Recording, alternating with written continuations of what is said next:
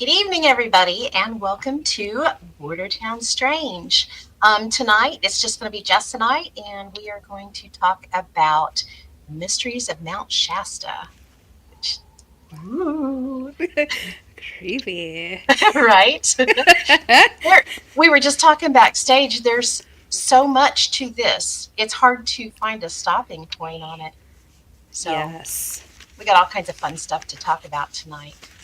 But before we really get to going, let's do our what the weird word.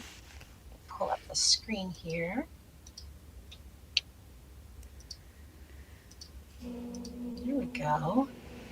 And our word tonight is going to be transliminality. And it refers to the boundary between the conscious self and the unconscious self, as well as the outside environment.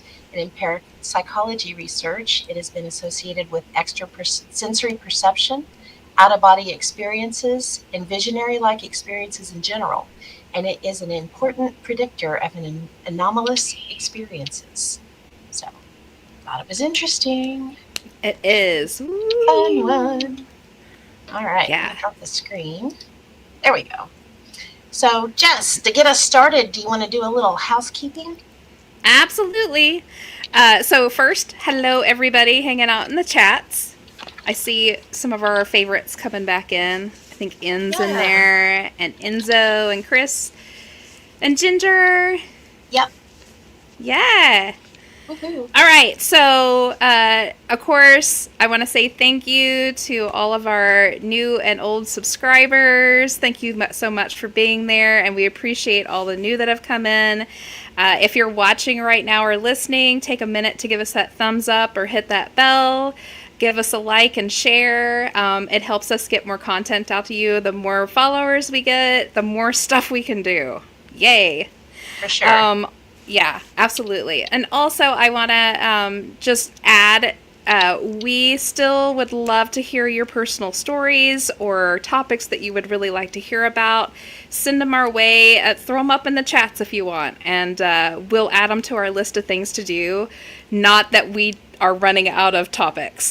That we have so many topics we can't decide what we want to do because it's like picking your favorite kid. Yep. It's really tough. Like I'm not going to even show you my list. It's about like 5 pages long. Yeah, it's like 11 billion at least. Yeah. Enzo Right? said Mount Shasta is one of his primary examples of localized strangeness. Yes. Yeah. So when we talk about Mount Shasta, the reason why this one mountain range is getting its own show is because frankly, I think this place is worse than Skinwalker Ranch. I would agree with that. Yeah. Just every little bit of strangeness that you can think of happens on this one mountain. It is high strangeness through and through. And tonight we were actually talking about this backstage. We're actually not going to be able to give you like full deep dives on every one of these things that occurs there because it would be like a year-long series. Yes. Seriously. Not stretching that whatsoever. We are going to tell you a few stories that kind of attach to some of this phenomenon as we go along, but there will not be stories with every single topic because if we even do that, it's going to be like a 3 or 4 parter. Yeah, This there's may no be way. a 2-parter. I don't know how this is going to go, so we're just going to roll because we didn't get together on this. Pam has her stuff that she researched, and I have my stuff that I researched, and we're just going to throw it at you and see what sticks. Yeah, Right? we'll see how it goes for sure. Enzo, yes, there are a lot of stories around Mount Shasta. That is true. Oh my gosh. Absolutely. So, yeah, before we start like talking about the craziness, I'm going to let Pam give you an overview of what Shasta is, where it is, and all about it. Yep. I'll pull up. You know me, I love visuals, so here we go with that. My other screen up here. There we go. Okay, so I'm going to give you a little bit on the background of it. Mount Shasta is actually a stratovolcano or a composite, sorry, volcano. And y'all know me, I'm going to massacre every other word, so deal with it. It reaches the height of about 4,322 meters or Then, like other volcanoes, this type, it has a more conical shape, which is formed by four distinct overlapping volcanic cones. And uh, it's up. It's the tallest in California. It's up near the Oregon state line, and it's located on the southern end of the Cascade Range in Siskiyou County. It has an estimated volume of 85 cubic miles, and it's part of the Shasta Trinity National Forest. And what I thought was really interesting that I didn't know when I was looking into it, Mount Shasta is a semi-active volcano, and it last erupted in 1250, but it continues to ooze lava, and it causes fires on occasion. And the last one was started June 25th of 2021, and it burned up over 26,000 acres. And it started in June, and it was not contained until the beginning of September of 2021. So I thought that was pretty wild. Yeah. Artifacts found in the area suggest that humans have been living there for about 9,000 years, which makes it one of the longest occupied areas in the country. And it was declared a National Natural Landmark in December 1976. It is a sacred site to the, okay, here we go. Your ears are going to bleed. I'm warning you now. The Winnemem Wintu tribe, indigenous to the area, as well as the Modoc, the Akamawi, the Atsawagi, and the Shasta peoples. And yeah, that's the, I'll stop it there. We'll move on from that, but yeah. You did well. The only one you got wrong was the Atsugwe. Oh, there we go. That's shocking. You did really well. Mike. Hi, Mike. Mike Coy is hanging out with us. He's one of the members of our Bordertown Paranormal group. So He is. It is on the list. Oh, I see. Yeah, Ian was asking Enzo in the chat if he was still planning on his Mount Shasta road trip, which is going to be super exciting. So maybe when you do that, you can go live for us. I don't know. He may never come back. Cool. A lot of people go missing there. Could lose our Enzo. Yeah, that wouldn't be cool. To a robot grandma or something. You'll hear more about that later. That is a weird one. Not gonna lie. Okay, Jess, do you want to? You want me to get started? Yeah. All right. So I'm going to start off. We're going to start early. So we're going to start with the earliest stuff that we know about, which is the Indian myths and legends that go along with this mountain. Oh my lord. Enzo says Lemurians are hot. If you say so, there, sir. So, starting with the Indian legends, and I think that the Indian legends are so very interesting because they actually, the two big ones that I have, actually include kind of like almost the beginnings of some of what we call cryptids. Mm-hmm.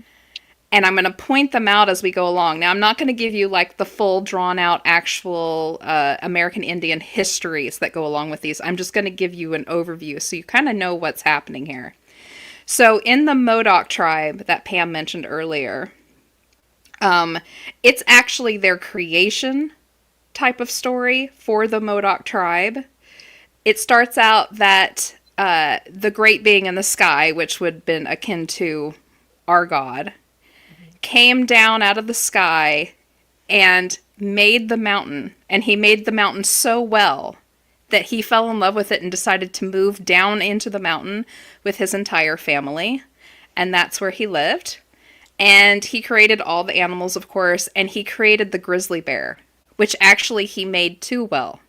The grizzly bear was quite fierce, and it was actually more like a man than it was a bear at that time. It stood upright, it was bipedal, it didn't have as much fur, it had more of a human face, it had longer arms like a human did, and they were very fierce.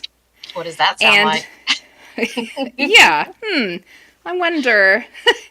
So, at that point, the great being couldn't actually go up to the peak because that's where these bears resided at. So he actually decided to send his daughter up one day. There was a great storm coming in, and he needed the storm to stop. So they send the daughter in to go speak gently to the storm and to calm it. And she gets taken in by the grizzlies and eventually gets married to one of them and has children.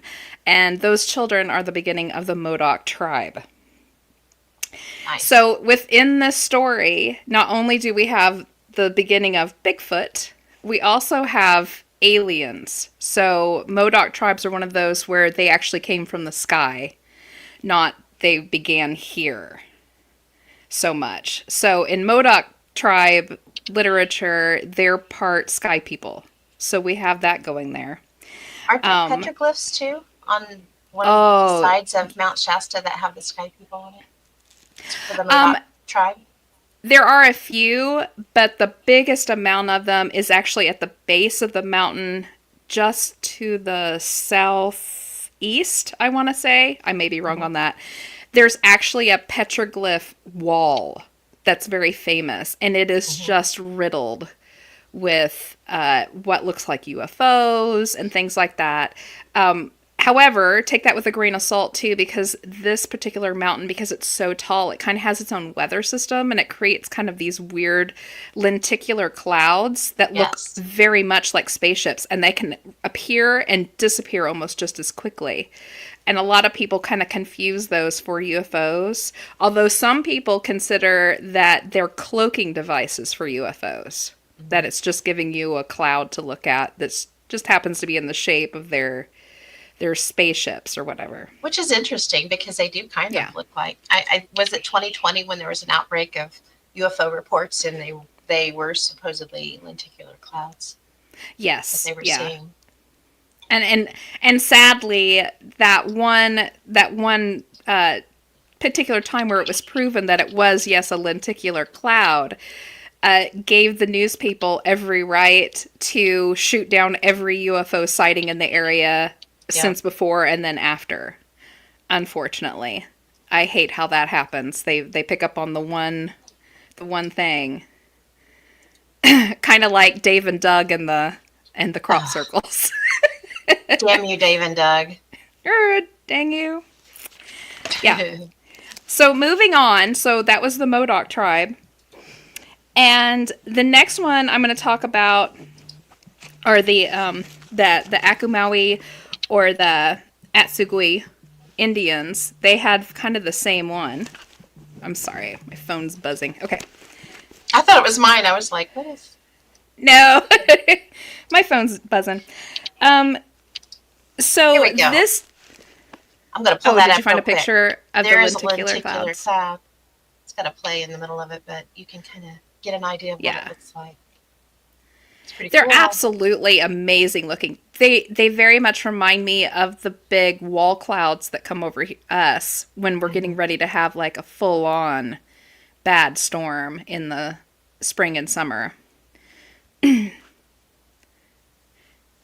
Did you get it? There we go. Sorry. It's not up. What's not? Oh, did you never see it? Huh. Oh. Huh. That was weird. Okay. I'm sitting here looking at it, thinking everybody else is seeing it too. Oh, no. Shoot. Hang on. Well, while she's working on that, I'm going to continue on with the other Indian legends. So this next one is one of the tales from the flood from this particular tribe from the area. So after the flood happens, they send their tribe members off, not the tribe members actually. They sent an owl off to look for fire on top of Mount Shasta, because of course that's where you would get your fire at, right? Because it's the top of a volcano. So they send an owl. So we've got owls popping in here. There's a lenticular cloud. There we go. So they send an owl out to Mount Shasta, and sent a lizard man to follow and watch the owl to make sure that it was safe and it got through okay. So the owl found a sweat lodge at the top, and he stole the fire and brought it back down so that all of the tribes had fire again. So now we have the owl phenomena happening. And we have the lizard people popping in. Yes. Lizard people. And we're going to hear more about the lizard people. So those are just two of sort of the old Indian legends that go along with Shasta.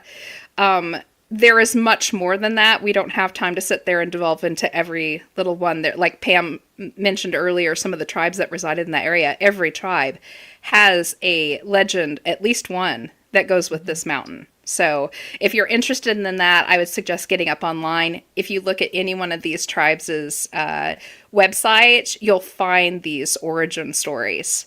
Oh, yeah. And you can go and read deeply into them. Some of them are extraordinarily fascinating. But I just think with just this two legends, we've already gotten 4 cryptids out of it. In says, fear the crab bat. Very, very scary. So going into the lizard people, unless do you have anything else to say, Pam, about the Indian legends? Oh, no, you're good. No. Okay. You're good. So going into the lizard people, boy howdy, this is some fun stuff. So a race of lizard people are said to live in underground bases under Shasta and Los Angeles. Now, this is actually more far-reaching than just Los Angeles and Shasta. There's supposedly an entire set of tunnels that go underneath all of the U.S. and up into Canada and down into, like, Mexico that these lizard people traverse. And they're in it with our government and military. And a lot of these connect up to the local bases. This is what this conspiracy theory is. I don't know how much clout I put into it. It does look like a sleigh stack, for sure. Yeah. So I actually looked up the big bases that apparently these connect to, and they said it hooks up to Vandenberg Air Force Base in California, military installations in New Jersey, Florida, Texas, and Kansas. So we're in there too.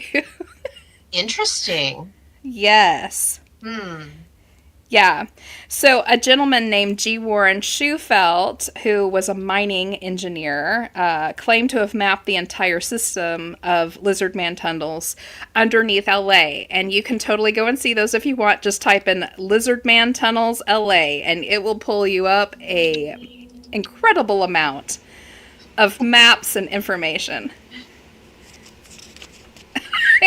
Enzo says, what is it? DUMB, Deep Underground Military Base. Dumb. Yeah. Yes, so now we have lizard people involved. And actually, I don't know about I have found tons of stories of people seeing lizard people on Shasta, on the hiking trails, in the camping areas, everywhere they pop up. And I'm going to tell you this now. We're going to start going through some of these cryptids that people have seen on the mountainside. And when I'm listing them, I did not list them because I only found one story. I'm listing them because I found dozens and dozens, in some cases hundreds. Yeah. Especially Bigfoot. There's so many Bigfoot stories that there was no way to choose one. I even found one about a woman had come around the corner and saw a female Bigfoot nursing her young. Oh. Yeah. Wow. Like right out in the open. She's all about, power to women. Yeah. Ew. So, yeah. That's funny. All right, so let's move past lizard people because we have a lot to go through here. So we're going to move to a flying creature. This that you're seeing on the screen, if you're watching, is called the bat squatch. Yes, it's a very interesting creature. He's a handsome boy, isn't he? Yes.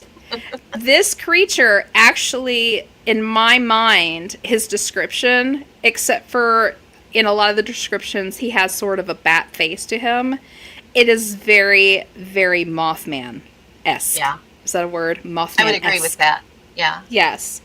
So they They state that it has, of course, has the large black leathery wings, the shape of a man, odd small or sometimes a large head, but the red glowing eyes are there, and it's very dark colored. It just screams Mothman. But this one has been seen multiple occasions, and in fact, the last story that I found where this one had been spotted off of Shasta was just a little over a year ago, off of one of the hiking trails. Yeah. So the story that I kept for you guys, which gave some really great details on it, in 2009, a group of hikers reported seeing a flying humanoid with bat-like features. It was stocky, looking like Hulk Hogan, is how they explained it. Leathery wings, 50 feet from one end to the other, and the face of a bat. So apparently, to their mind, the Bat Squatch, because that's what they've named it, its origin started in Oregon shortly after the eruption of Mount St. Helens. And it was reported to be 9 foot tall, bat-like wings, giant red glowing eyes, and furry. And this actually makes absolute sense with the entire Mothman thing, because Mothman tends to pop up around natural and man-made disasters. So yes. Mount St. Helens erupting, it completely makes sense. And that is that general area. Of course, we're not up in Washington or in Oregon, but all of that's right there. Yeah. So this is Mount Shasta is only like 60 miles from the Oregon state line, so it's not too far off. Yeah.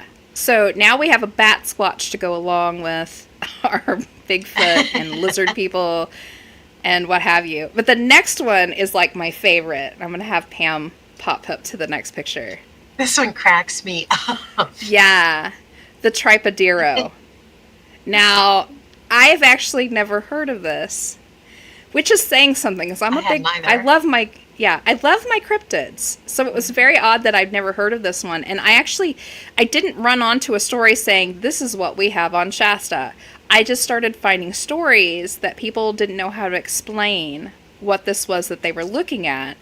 And I kept finding story after story after story. And I finally found one story where the person had done their research and traced it back to this little drawing that we have here. So I'm just going to read this. It's very interesting. So this is a creature seen on Shasta and area forests. So it's seen below the mountain line too, down into the forested area. Into the tree line? Yeah. It's said to have 2 telescopic legs and a kangaroo-like tail it uses for balancing. It has a small body and a small head that is comprised of mostly snout. So, interesting. I found on several of the stories that they saw it attack a small animal, like it was hunting. And this is... How? I'm going to explain this to you. This sounds absolutely ridiculous and made up. It sounds like a Looney Tune character, but it came from different stories I found in different places from different people from different times that obviously don't know each other. So I can't imagine this is made up. So what it did was they would see this creature off in the distance, and they watched it kind of stalk through the grass kind of low. And then when it would spot something, its legs would telescope up. So it would get taller and taller and taller and get above the grass line. And then it would shoot something. One guy said he thought it looked like a mud ball out of its cheek through its snout. And it would hit the little creature so hard. Like, I think in that one it was like a little like groundhog or something like that. It hit it so hard it bounced it. And it tromped on it and ate it. Oh my gosh. And then before it ate it, of course telescoped its legs back down again so it was near the ground again, and then it ate it. Wild. Is that not wild? The thing that's crazy to me is that I kept finding these stories, and they were obviously from people who knew nothing about the other stories that I'd found. One lady was talking about how she was sure she'd lost her mind because she came around the corner and saw this thing. So, yeah. I was lucky enough that someone at one point drew what they saw, and this is what I found. least it didn't whack her in the head with a mud ball. That's true. So, ladies and gentlemen, the Tripodero. We have a brand new Wow. cryptid to add to our listing. That's wild. Very cool. In says he wouldn't be scared of a creature that looks like that until you get hit in the face with a mud ball. No A kidding. spitty mud ball. I mean, it's weird looking tall. I mean, it's really weird looking tall, but it would be just Yeah. as weird looking short, too. Yes. Hi, Sylvain. Hi, Sylvain. Well, you're joining in right in the fun here.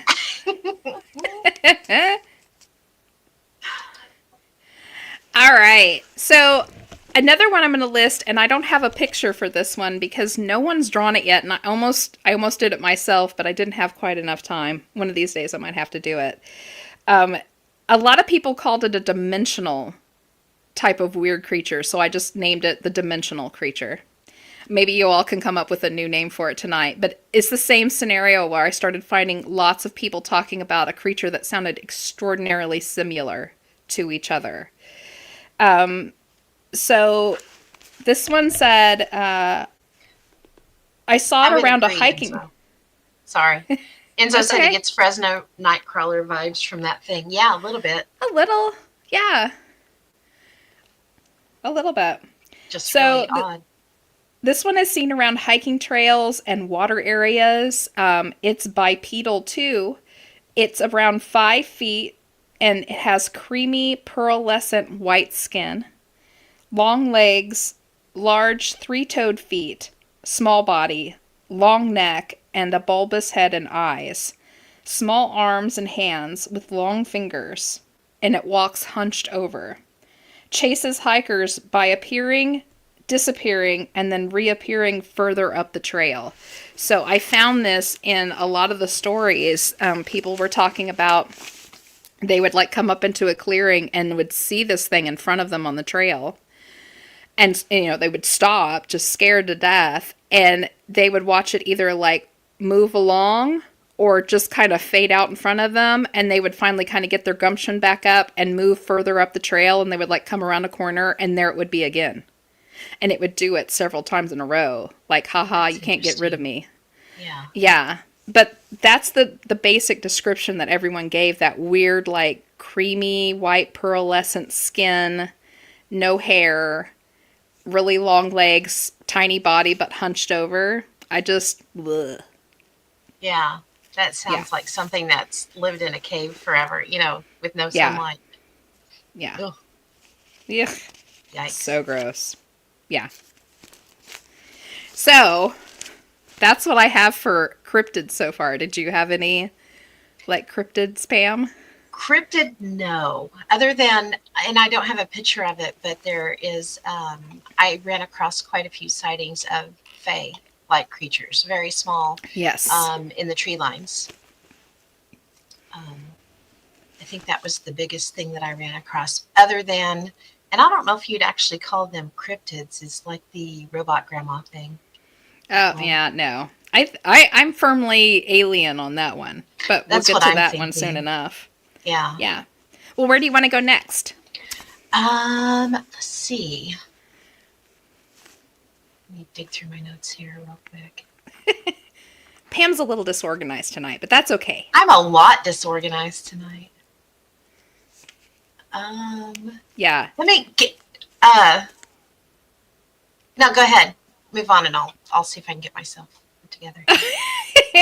Yeah, okay. Apologies from the both of us tonight. So there's so much information on Shasta. I already counted. I have 42 pages just on Shasta, and I didn't go all the way. I didn't like really go full hog on this. So there's a lot of stuff, and Pam's stuff is all over the place, and my stuff's all over the place. I tried to compile the stuff that I thought was really important. That alone is 11 pages. And then I've got like about 15 separate Google Sheets full of stuff. Yeah. So, yeah. Well, since we're like at the beginnings of things, let's talk about Lemurians and Talos and all of that. So, holy cow. Yeah. Jimmy, do a little bit of that since you just talked. Yeah, go for it. Give you a second. Okay, Yes. so one of the current stories about Mount Shasta is that it's home to the underground and highly advanced city of Talos, the city of light, which is inhabited by Lemurians, and that these people are descendants of humans or humanoid beings who once lived on the lost continent of Lemuria. And so, if you hear the word Lemuria, it makes you think of lemurs, which is where it comes from. According to an idea that was proposed in the 19th century, there was once a large landmass that had disappeared into the water of the Indian Ocean, and that if it existed, this landmass called Lemuria would help explain why lemur fossils have been found in Madagascar and India, but nowhere else in Africa or the Middle East. And what was really cool was I really like Haunted Objects podcast. It's one of my favorites. It's the New Kirks. And one of the guys that helps them produce, his name's Connor Randall. And they did a story, or they did a podcast on Mount Shasta a year or two ago. And when Connor, right when they were wrapping up all of their research, Connor was talking to his brother, and his brother's like, what's the show going to be about? And he's like, it's crazy stories about, Mount Shasta, and, and there's, he was talking about Lemurians and things like that. And he's like, and so he's trying to tell him about it. So he goes to Google it to explain what Lemurians were. And he pulls up this article from 2017 that the continent of Lemuria has actually been found. And so I went and pulled the article to see myself. They really did find one. And it's called Mauritia, since it's part of the island of Mauritius. And it actually would have connected Madagascar and India together. So even though they were talking about this, an idea that was proposed back in the 19th century, it's been proven. So, that's I thought that was pretty awesome, actually. Um, so basically what happened, there was these guys were studying Mauritius, and they made the discovery that it had this unusually high gravitational pull to it. And so when they were dating the rocks, which is something that you can do with relative accuracy, they found out that the rocks they were looking at were much older than the island itself, which shouldn't happen. These rocks were between 2 to 3 billion years old, while the island itself is no more than 9 million years old. So it shouldn't have happened. So while Pangea was still shifting, something happened along the way. And what that something was, it's a mystery. They have no idea. But this missing landmass, it actually did sink beneath the ocean. So at one time there was a connection between India and Madagascar. So I thought that was pretty cool. But then you kind of veer to the left, where there's a lot of people that believe that the Lemurians are actually living on Mount Shasta, that, it didn't disappear. The thought was that Lemuria did not disappear beneath the ocean, but instead it was lost in the Pacific, not the Indian Ocean, thousands of years ago. And that there was some that, those that did survive this catastrophe, they took up and set stakes up on Mount Shasta. So pretty interesting, though. Yeah. Do you want to jump in on that? Add anything? Sure. Yeah. So, where was I at? I was trying to think about how I wanted to add into there. So, the Lemurians, in 1894, Frederick Spencer Oliver actually wrote a book called A Dweller on Two Planes about the Lemurians and all of that other stuff. And actually talked about what Talos looked like inside. That it had fur-lined carpet floors and jeweled walls and all this other stuff. And later on, a gentleman named J.C. Brown in 1904 claimed he found it. He did. And he is his own mystery story. And I actually dove a little bit in this one because it interested me just a little bit. So J.C. Brown in 1904, he was a geologist who worked for the Cadre Mining Company. And he found an 11-mile tunnel that led him down underground to the supposed lost city. And he actually wrote a very long write up on what this place looked like. I mean, very detailed. Like down, he found like rooms full of golden armor, and he talked Yeah. about like the hieroglyphs and stuff that he saw on Found them, and mummies. yeah, an entire room full of mummies. In fact, I think I wrote it down. Yeah, 27 skeletons ranging from 6 to 10 feet in length, two of which were wearing white robes. Super interesting. Ornate statues, precious metals. One room was full of nothing but just gold and copper bars. Just on and on and on. But the interesting thing about this gentleman is he finds this place and he tells everyone about it. It's in the papers. He tells the gentleman that he works for, and they get together and decide that they are going to come back to this place and they're going to open it up properly, and they're going to like bring all of these riches out and show the world. And he gets this huge party together of people who are going to do this. It was like 80 plus people Yeah. in different fields that were going to like properly go down. Like there's archaeologists with them, and geologists, and just historians. And the day they were supposed to go and down into this, and he was going to show them where it was, and they were going to go down and find this stuff, he never showed, and he went missing. Was Yeah, he was never never heard heard from from again. again. Yeah. Right? So I was just like, interesting. I think I can do better than that. So I started hunting and working my way back through. And along the way, I was lucky enough, I actually found where another gentleman, an author, had done his own research, and I kind of followed his path too. Come to find out that J.C. Brown never existed. However, a J.C. Bodie did, who worked for a mining company out of Mexico. He was actually from Europe, but he worked for one out of Mexico. And dude, I think was telling the truth. No reason not to think so. And I think he got himself into a little bit of trouble, and I think there were some people after him around the time that the party was getting gathered up to go and take on this endeavor, and then he goes missing. Now, this author claims that he thinks that this guy died. Let's see here, 1934 was when they were supposed to do the expedition, and then he goes missing. In 1938, he thinks that he found this J.C. Bodie who died kind of as a hermit in Europe. Oh. And yeah, long story short, I can't go through all of it here because we'd be here all night. But basically, what it looks like is that some people in the U.S. and some other places were on him and like, you shouldn't be fiddling where you shouldn't be fiddling. And I think he got threatened, and I think he kind of hid himself away. And so it's been lost to the ages. However, they do believe that they found the opening where he originally went in. It's concreted in, but on the outside of it are all these little like weird hieroglyphic-y type of writings, which kind of match up to the ones that Bodie, or J.C. Brown, I should say, talked about in the first place.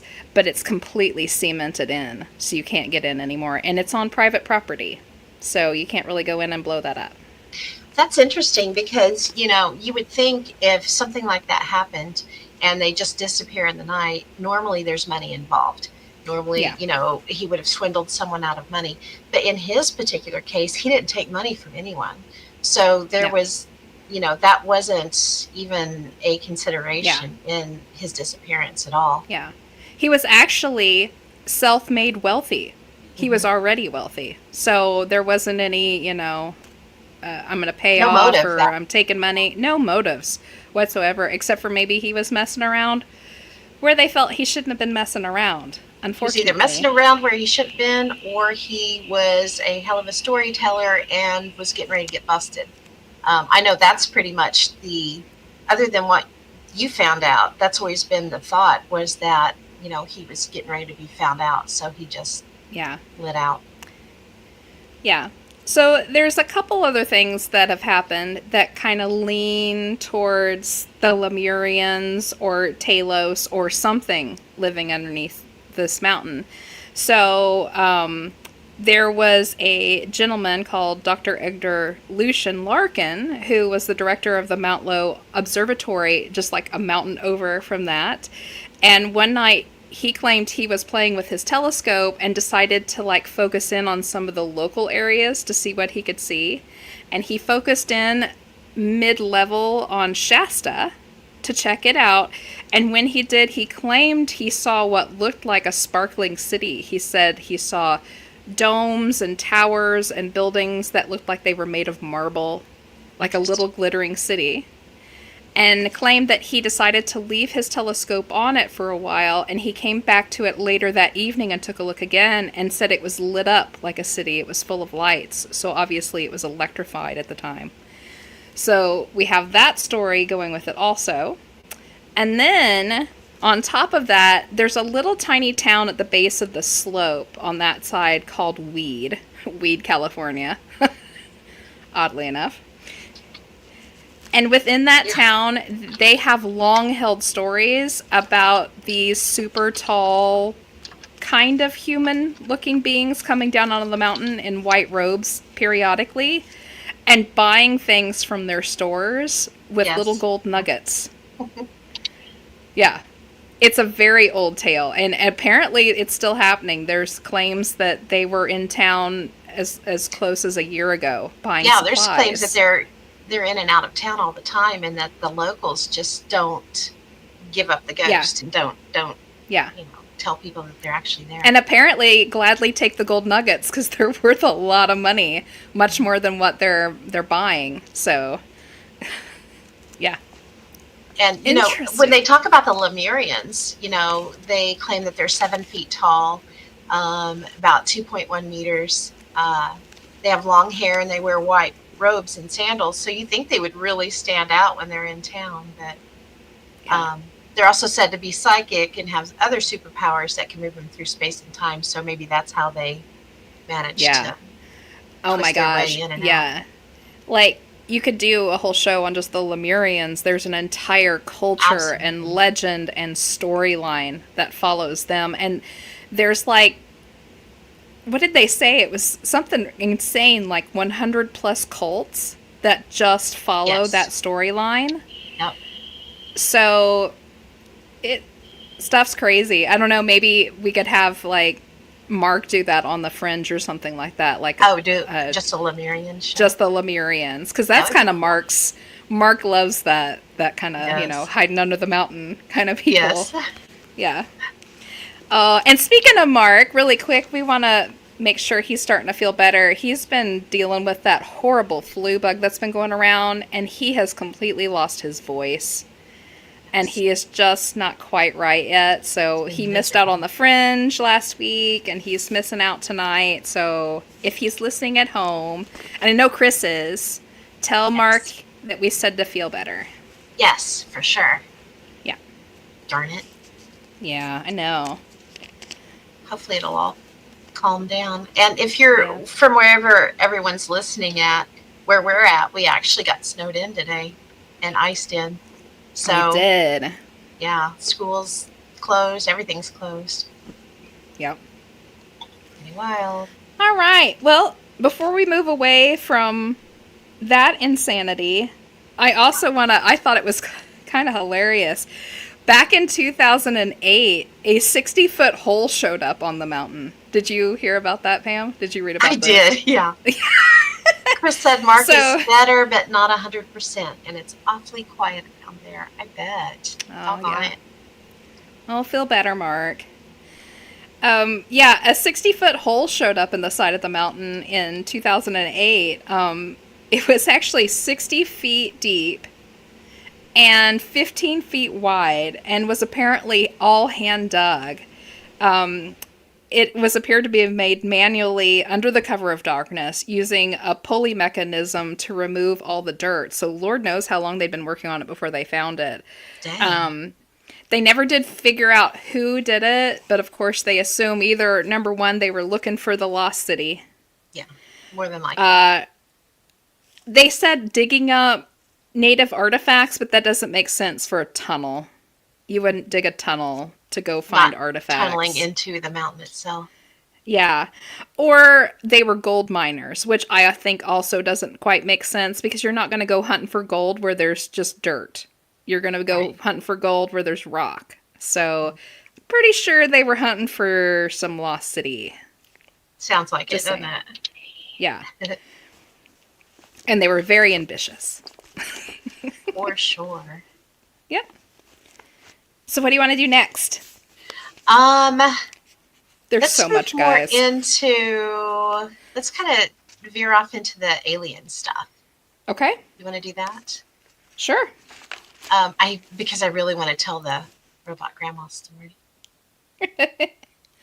So, Yeah. So, UFOs, aliens, holy cow. It's actually what the area is known best for besides the Lemurians. It's the yes. UFO activity.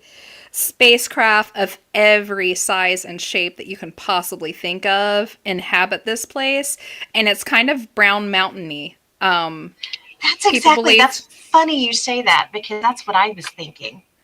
yes, it's very much like Brown Mountain. A lot of people think there's not a Lemurian place underneath the mountain.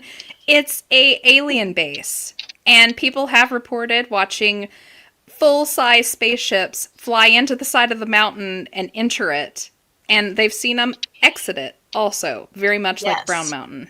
Yeah. absolutely. And that's really what Brown Mountain is known for. That and the Brown Mountain lights, which they watch fly in and out of the mountain itself, which Yeah. is more along the lines. That's really funny you said that because when I was taking notes, when I was reading stuff, I had put in there that someone had said it felt thin, like the area felt really thin, Yeah. and that things come in and out of the mountain. And I had put off to the side, just like Brown Mm-hmm. Mountain. Great Yeah. minds. That's right. Okay. So we've got in September 2011, there was a little 3-year-old boy that went missing for 5 hours. And it was on the shoulder of Mount Shasta where he went missing. And when they found the little boy, and mind you, he's 3 years old, he claims that he was kidnapped by a robot that was a double of his grandmother. The robot grandma took him to a cave that was filled with spiders, guns, and purses. And while in the cave, he was examined by robot humanoids and told he was put inside his mother's stomach by them and that they were from outer space. After a few hours, they placed him by a river to be found, and he was found by Siskiyou County Yeah. Sheriff's Deputy Sam Kubowitz and his canine Tom, and Tom's a 3-year-old Dutch Shepherd. The grandmother, whom the boy believes had a robot double, said that she was somehow removed from her tent and her sleeping bag, and she woke up face down in the dirt. And she felt really sick all day long, and she ended up finding a puncture wound in the very back of her head, like she'd been bitten by a spider. So that's pretty Yeah. wild. You left out the best part, though. While he's in the cave with robot grandma, she asks him to poop on a piece of Oh, cardboard. I did leave that out, didn't I? And he refused to do Blue it. on paper. And after a while, she gave up, and that's when she let him leave. And They were, yeah. they It was wonder like they were if, trying to, yeah, like they wanted a sample from him, yes. but he wasn't going to give it up, so they discarded him. And also, the cave was full of other things besides just the purses and guns. It had, like, clothing and any kind of thing that a person would wear or take with them, almost as if they were like costumes waiting for one of these things to put on so it could go out and do what it needed to do. And this is like getting into some hairy, like, missing 411 You know what kind that of. reminds me of is like the black-eyed kids that show up with the out-of-date clothing and not wearing it correctly, and Yes. yeah, for Uh-huh. sure. Enzo said robot grandma was annoyed about the poop and dumped him outside. She did. Yeah, she did. That's She sure right. did. Oh my gosh. I did Some leave of that the part out. yeah, the craziest stories come along with Mount Shasta, like And you know robot that grandma. that okay, so I said we didn't have any other cryptids, but I actually do have one listed below that. Okay. So the same month that this little boy that he was kidnapped and brought back, a Pacific Crest trail hiker from LA claims he was lured off trail by a beautiful voice of a siren. And the siren was a beautiful Oh. woman with otherworldly blue eyes. He was held captive in a cave and was given secret information by this woman. And then he returns to the world and he Ah. changes his name to Lord Kalki, or Kalki, whom he claims is a Hindu god.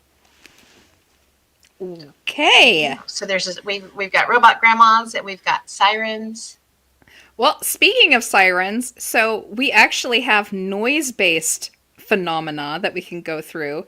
So we have these strange reported mechanical keening sounds that people are reporting all over the mountain. So they report it all times of day and night, can be heard, and this is a note myself, can be heard by only one to many in the group.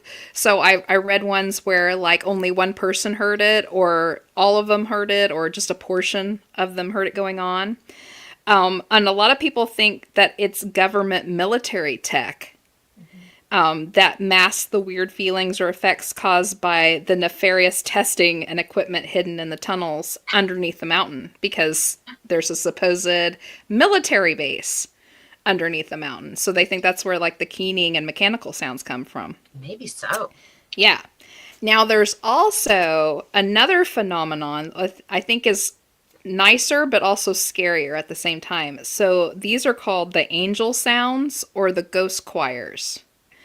Lots and lots of stories about this. It's a sound anomaly often reported. It's described as an angelic humming or singing with an underlying buzzing sound, like a faraway power tool running. Often reported as two harmonies ringing together at the same time, and often reported with distant lights while seen at night. So, like at nighttime, if they hear it, they'll see little lights bouncing above the trees that goes along with it. Tons of these stories. It's almost as common as they said you can just walk out there on any given night and you're almost guaranteed to hear it at some point or another. This angelic.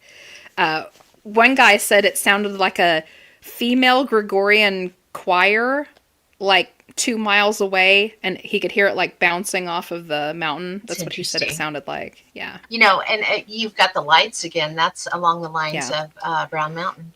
With the lights flying in and out. You've got so many lights.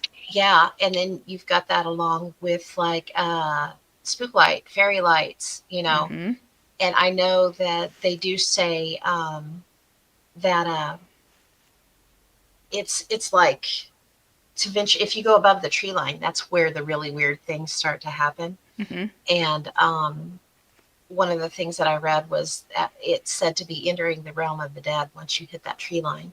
So I wonder how much that is just a keep you out of our territory kind of thing. Maybe. In said, where are the recordings? Actually, you can go, there's a few of them where people actually caught a little bit on their phones. I saw one on YouTube. It's really hard to hear, though, because they're hearing it as a distant sound, too. So you just kind of pick up little bits of it, and it sounds like an airy, like, female-y type thing off in the distance. Kind of hard to hear, though. Let me see if I can run across to anyone. Yeah, like the Teos hum, Enzo. There's all sorts of, like, audible stuff that happens up on the mountain. Of course, you have to take some of that with a little bit of a grain of salt too, because that mountainside, especially up towards the peak, is going to get extraordinarily echoey, and it's going to very easily pick up sounds from around the mountain and make them a little weird sometimes. So you also have to kind of think about where you're at on the mountain when you're hearing this too. Yeah. The glowing and colored orbs, though, that's a whole nother phenomenon. There's actually the people that live down in the little base towns around there talk about like 4 times a year. There's like nights where entire sections of the mountain will glow at night, like a whole section. Not as if there's like a light shining on it, but as if the mountain itself is like glowing in these weird little sections. Yeah. That's scary, And though, if you consider the fact that there's all yeah. of these lava tubes running under this place, which there Oh, are, yeah. and Yeah. for that to glow, that's a little concerning. Oh, yeah. The Dang. lava tubes. We were actually talking about that backstage before the show started when we were, Pam mentioned earlier that there's still, lava flows that happen, have caught the mountain on fire. There's over 1,000, they said, lava tubes all over the mountain, and some of them are still active, and they're spewing lava occasionally. That's how active this place still is. In fact, I have a story about one of them. Do you want to go to the Pluto's cave Sure. picture? Maybe switch. Get to it, and then I'll pull it up. There we go. Okay. So Pluto's cave is actually one of these lava tubes. And it's one of the most famous ones. Yeah, here you can see the front of it. There's a little dude standing in the back. So you can kind of see how big this thing is. It has a reputation as being an entrance to a spirit realm, apparently. Stories exist of people going insane after spending the night inside, where they were allegedly confronted by unspeakable horrors. No one will talk about what they saw once they have done it and then come back out. They just don't speak of it. Ian said wind hitting a structure at the right angle can cause weird sound. Yes, it can. Yes. And absolutely, like this mountain is full of these lava tubes and caves. Can you imagine with the right kind of wind whipping around that mountain? I'm sure that it probably makes some weird sounds. And that might be the reason for these like angel choir sounds and things like that. It may very well be. You're in the right place at the right time with the right conditions. Yes. Uh-huh. And lots of poo on cardboard in that cave? Yes. Apparently. That's funny. Yeah. And Pluto's cave is actually like a haven for some of these cult groups or some of these like spiritual type functioning groups.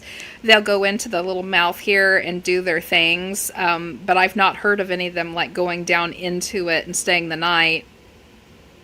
They don't do that kind of thing. Apparently the people that do come out a little wacky. So I don't know. It's hard telling what they're running into. I mean, between if you've got lava nearby, you know, what kind of fumes are coming up from that too? You know, is that that's a good point. Yeah, are they getting a little bit of brain damage from lack of oxygen? You know, what's happening? Yeah, all that poo. It's hard to tell. Yeah, guano. You know, histoplasmosis. That'll get you too. Lots of good stories tonight. Yay, thank you. Oh, thank you, Sylvain. We aim to please, and we have much more. Well, since we're here at Pluto's cave, and we already talked about the fairies a little bit, let's just move to the next picture. It should be Bernie Falls. Yes. So there's several waterfalls, of course, in the Shasta area and up on the mountain that people love to attend. And there is fae activity, or little people. Some people think it might be little American Indian little people activity around these. This one here is Bernie Falls. And apparently the fae folk appear in the midst of the waterfall or just in the edge of the vision people who gaze over the top of the falls. You see them on the fringes of it. The next one, the McLeod Falls, also has the same situation with the fairies. Now, interestingly enough, I did my homework on this because it interested me that the only time that you hear about the fae, which is an inherently Celtic type of, thing, were with these two falls, which happen to have Scottish-Irish names. Yep. So Bernie is a most definite Celtic name, and of course MacLeod or McLeod also is very much. So I just, for interest, I went and looked up the origins of both those names, because in Celtic, in the Scottish-Irish, these names had meanings. They had something behind the story of the families who have these names. So Bernie in Irish means the bear. So we're going back to the bears again. And McLeod or McLeod, those mean the big ones. So it's going back to the bear histories again. So That's it all kind of like, it may not mean anything at all, but I just thought it was really interesting that those names' origins kind of pointed back at the origins of the mountain again. You know Just what's kinda fun is I'm a descendant off my dad's side of the McLeod clan. Mm-hmm. And, at first it was MacLeod, and Mm-hmm. it got Americanized to Yeah. McLeod, the way it's spelled here. But the McLeod clan is the one that has the fairy flag and Mm-hmm. supposed fae ancestry. Exactly. It's kind of cool. Yeah. And Bernie has the bears. So Yeah, it's all coming back around again. I just thought it was super interesting. And these is. were named at different times they were named after the people who discovered them or lived by them. So interesting. Yeah. Ian said less than 17% oxygen levels can cause discombobulation, especially in confined spaces. Yeah, it could. That could really play into why people were having issues. Yeah. Absolutely. Pretty false. So what do you want to talk about next? Okay, let me There, look Pam. what we got going on Hit your here. info. Okay, so I have a story about a guy. May 1999, there was a 69-year-old Bay Area mountaineer, and his name was Carl Landers. And he was on a trek to summit Mount Shasta with two of his friends. And Landers had been there the year before, and he had almost made the summit then when he turned back, and he vowed this time he was really going to do it. But he wasn't feeling really well, and he had taken some Diamox, which is an altitude sickness drug. And his friends that were with him, their names were Milton Gaines and Barry Gilmore, and they claimed that he left his tent at 50-50 Flat. And what 50-50 Flat it was a really popular camping spot that was halfway between Horse Camp and Lake Helen. And so several times at night, he was coming to his tent and leaving because the medicine that he took was really wreaking havoc on his stomach. But the men were experienced and they were well equipped. So he really wanted to do this. And he planned absolutely on continuing the climb. So when they leave out the next morning, Landers, he decides to start ahead of the other two. That way he can get a head start because he knew he'd be slow. So from Lake Helen, where a backcountry ranger had not seen him, he should have been in sight, essentially all the way to the summit, because it was wide open, basically. They said above the tree line, there's like these vast spaces and snowfields where you could see a person from one end to the other, completely covered in snow. So he would be absolutely visible from a helicopter, right? If you couldn't see him from the ground, you could definitely see him from the helicopter. And there was a winter's worth of snow on the ground at this time too. But they found his tracks and they never deviated from the trail. They just completely were gone. Just stopped. His tracks just stopped on the trail itself. So as soon as they figure this out, the sheriff's department, they get a couple of helicopters in the air and they get an extensive ground search, including dogs, headed out. And not only could they never find any more of Landers' tracks, they couldn't find any clues even that would be in the form of clothing or equipment that he may have lost. Yeah. And the search leader, he was a man, and his name was Grizz Adams. And he'd been involved in searches on Mount Shasta for like 35 years. And in an interview, he said that this guy, he either went up the mountain or in the mountain, but he is definitely no longer on the mountain. Yeah. I thought the most interesting part of it, besides his footsteps just ending, they brought in not only like human sniffing dogs, but also cadaver dogs. Yes. They brought them in on several occasions, like fresh dogs, trying them out. And these dogs could not find this dude's scent except for in the one spot where he went missing. And then they stopped too. They took them out all over in grid patterns on the mountain, and they never, ever, none of these dogs ever hit on him except for that one little space where his footprints ended. And then the dogs would just set because there was nothing left of his scent. Yeah. It's like he just went through a door, a portal, a doorway, something, and just, or he was just lifted straight up in the air, one or the other. Yeah. Yeah, interestingly, so he is just one of many that has gone missing on Shasta. There's been so many missing. It's made the missing 411. It's made it into all the big books on the park services that have gone missing. Even though Shasta isn't a park, it has made the list because there's so many. And I have a listing of over 11 right here that they have not found yet. All under varying circumstances. Well, some of them, I will say, there's a few of them that I think it might have been, like their, husbands murdered them, or, Oh, yeah. they were with a boyfriend and they were having a fight. But there's a lot of them that have extraordinarily weird circumstances happening inside of them, and we can't go into all of them right now, but I have the listing. So I'm going to go ahead and list them really fast, and if there's any of them that you hear that you think you might be more interested in seeing, then you can very easily look up the story and look a little bit deeper into it. So, Nick Patterson went missing January 4th, 2020. He was a tribal member in the area and was last seen walking around the Bernie camping area. He was just out walking and he vanished. Never saw again. Angie Fulmer, this is a big one that they're still investigating right now. 2002, went missing December 15th. She actually got into an argument with her boyfriend, got out of his truck. He walked one way, she walked the other, and she never came back, but he did.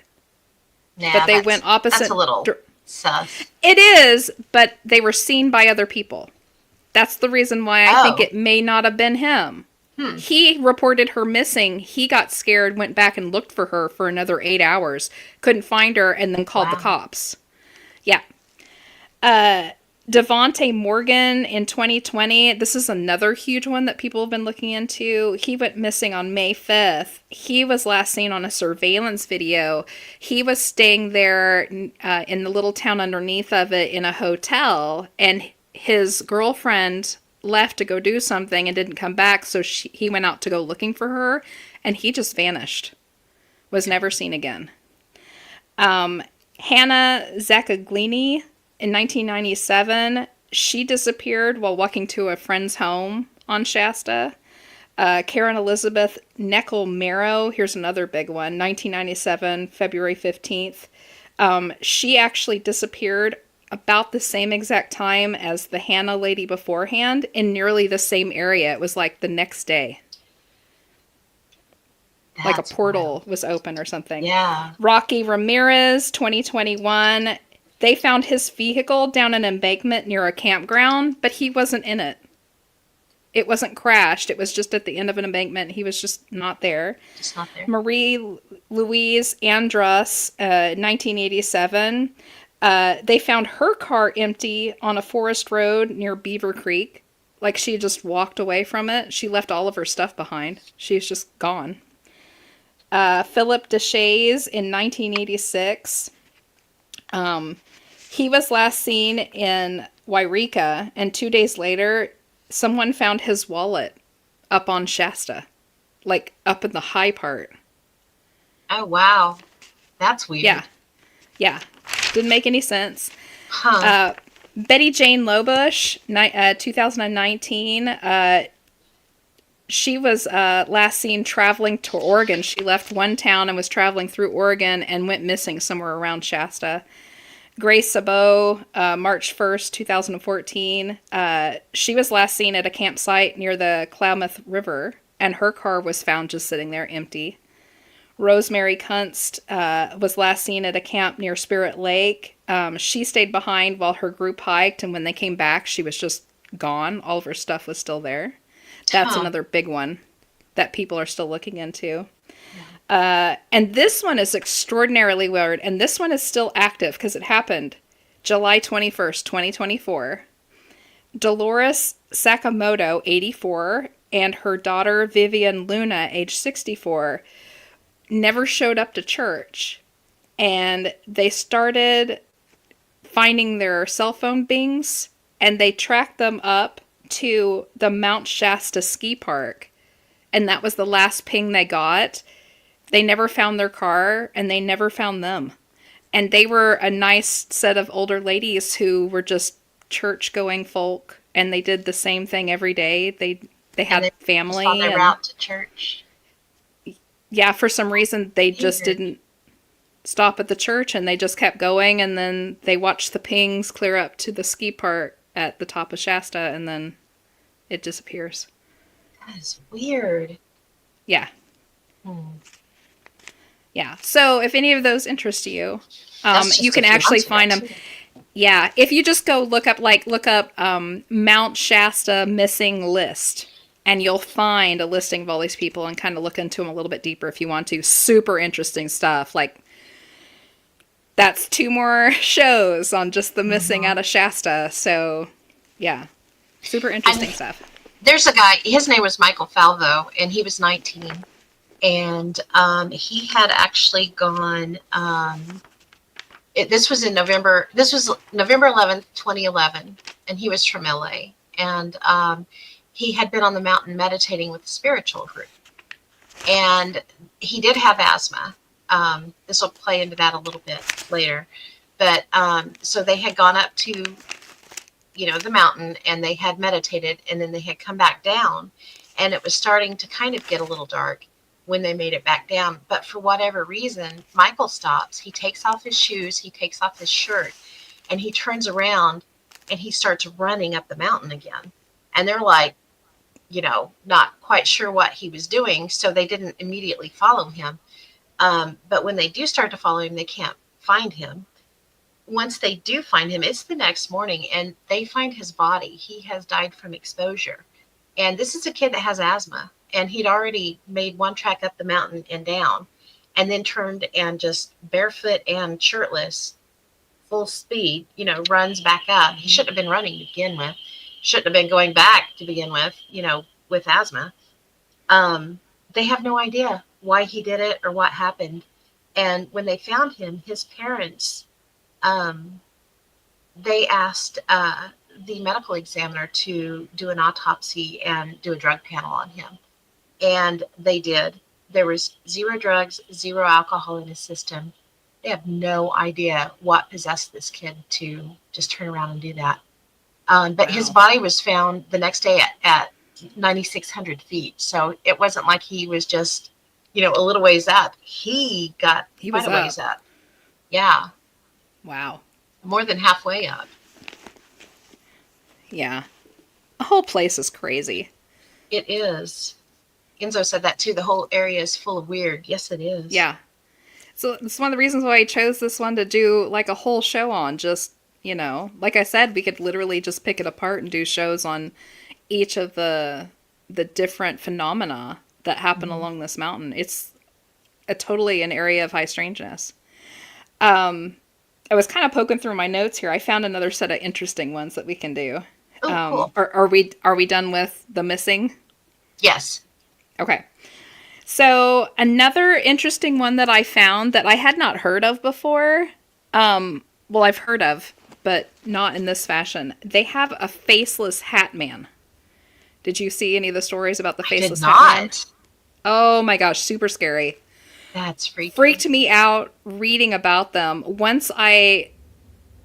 They just called it a faceless hat man, but it's not something that a lot of people know other people know about. You know what I mean? Like, it wasn't a thing. I kept finding stories that mentioned this thing. So what they're seeing is basically a faceless man. He's normal looking, except for the skin here on his face is just completely flat. There's no features. And he's wearing a black hat.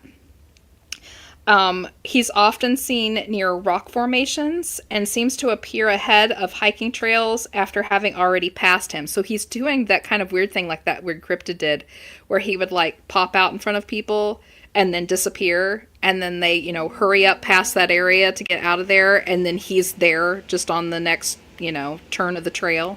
There he is again. Run-ins with him include the Oz effect, missing time, and close calls with the edges of cliffs or other life-ending situations. I kept finding this in one story. This gentleman was hiking with a friend, and he did that thing where he popped up in front of them kind of at the base of the trail, but they couldn't see his face. He had his head down, and he kind of walked around them, and they said he felt kind of weird, and they felt off about him, so they hurried up the trail to get away from him. And then there he was again. And they were like, is that the same guy? He was just off the trail, and they still couldn't see his face. His head was down, so they just like hurried along. And then they hit this area. Now, there are these areas on the mountain that are stone circle areas, like probably where people came up and set up stones to do their worshipping or whatever it is they were doing there. There's some like half circle ones too. But this thing tends to float around those areas where these stone circles are. And this gentleman was talking. He's like, I know he's a hat man, but he's not the hat man like we know of. That's a shadow man. No. He's like full color. Yeah, he's like full. He's not a shadow. So he's just like this really weird dude that has no face, but he's wearing this black hat. And he's popped up on all sorts of the mountain. But this particular story I was talking about, this gentleman, they see him twice, and then they come up to an area where it has one of these little stone circle areas, and this guy said he felt drawn to go off the trail and down into this little stone circle to look. And he said when he did, it got really misty, and everything went dead quiet. We all know what this is. The Oz effect is kicking in. And he said right in front of him all of a sudden was this hat man, and he lifted his head up so he could see past the hat brim, and that's when he saw that he didn't have a face. Oh. And he turned and stumbled back, and right when he did, the fog started to clear really fast, and he realized he was on the edge of a cliff. And if he'd taken one more step, he would have went backwards. And I found this in a few other of the stories talking about the Hat Man. There were things where like this fog would come up, so this Oz effect would come into effect, and then they would realize as they were stepping or running away that they were like right on the edge of a drop off, or they were getting ready to hit a tree. So he's almost like a harbinger, or like he's causing, you know, he's wanting ill will. Them. Yeah, hurting them into a situation. Yeah. But they all explain it the same way. He's in raggedy old man clothing, walking up and down the trails or by these stone outcroppings or these little circles that have been made. And he doesn't let them see his face until like that last minute. So, but I thought it was super interesting that I saw these stories all over the place, but they weren't really connected. Nobody was like, here's the Hat Man stories. Oh, that's wild. Yeah. Another interesting one I found, there wasn't so many stories, but there was a few enough that I thought it had a little bit of credence to it. I called it the tall demons, because that's kind of how people explained it. I found multiple reports of seeing semicircles of extraordinarily tall, red-brown colored beings that stood as tall as the treetops. They're always very still and looking forward, and usually vanish in seconds. Are always accompanied by the Oz effect and ears popping. And this one, people kept talking about their ears would pop. So I'm wondering if it's a dimensional thing. Yeah, that's more what that sounds like, isn't it? Yeah. Interesting. Yeah. Ken's in the chat. Hi, Ken. Hi, Ken. Just looking through my notes here, I had a couple notes to myself. I found lots of stories of people hearing the sounds of babies crying. That's a usual one that we often hear, although I will say I went and looked it up. Yeah, it's also Fae related, but I also went and looked it up. Shasta has a very high fox. That could be what that is. Population. Yes. They have a huge fox population on Shasta and down in the wooded area below it, so that may very well be a fox thing. I don't know if you at home have ever heard a fox call out, especially at night, and I imagine that sound echoing would just be the creepiest thing ever. It sounds like a baby, like a literal infant crying in front of you. It is the weirdest thing. Look it up if you get a chance. Just get up on YouTube or whatever and hunt up the sound of a fox. It sounds like a baby. It's disturbing. It's kind of like when goats cry and they sound like women screaming. Yeah. Yeah. Now there is a thing about the magnetism around Mount Shasta. It's highly unusual. Oh yeah. Yeah. It is. And it's like it's blanketed by an enormous area or an enormous negative anomaly. Yeah. So, yeah. So, we've talked about this before in our Sandhills area. The military, the Air Force, made a map of the U.S. and all the magnetic anomalies that happen across it because it's for their flyers. It's for the guys that fly and the gentlemen and the ladies that fly. It's areas where the magnetism is high enough to mess with their dials. Yeah. It just kind of gives them a general idea of where they're going to have problem spaces. And our Sandhills area is one of them. We're a huge magnetic area, and it's because we have so much quartz crystal in our sandstone here. Yep. We're just highly magnetic. But if you take a glance up in the Shasta area, you can see where the mountainside is actually like cut out in the shape. The huge magnetic spot right there where they just can't fly over it without their crap going haywire. So it makes you wonder, is there something in the mountain that's causing that? Or is it just the freakiness itself that just is causing that? I know I had in here, if some kind of electromagnetic event were to occur, there are a few places on Earth better suited than Mount Shasta for it to happen. Mm-hmm. Yeah. Ken's asking, aren't there numerous ley lines too? Yes, there are. Tons. Yes. Do we want to do the ley line thing? Yeah, let's do that. Pull the ley lines up. Yeah. So this is super interesting for me. I'm the ley line nerd. And I did my work on this to make sure I had the information correct. Let's see if Pam can get the thing pulled up for you. All right. So in hindsight, I really should have zoomed in on this and circled it for you, but I forgot. And Pam was nice enough. If you will look up in the left-hand corner, of course, up at the top of California, you're going to see a spot where it's kind of red shaded.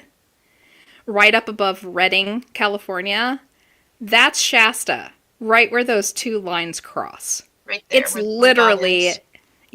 literally dead set underneath two crossing lines. Pow, right there. Yep. Something else very interesting about these lines is if you follow those lines back to their two main connecting areas. So if you look down at the bottom of Arizona, there's a huge section where a lot of them come in and connect. And straight up that line is another section up in Canada where a huge amount comes out. Yeah, right there and right there. So down below, the line that heads straight for Shasta literally sits on the UMA Proving Ground in Arizona, which is a huge UFO hotspot.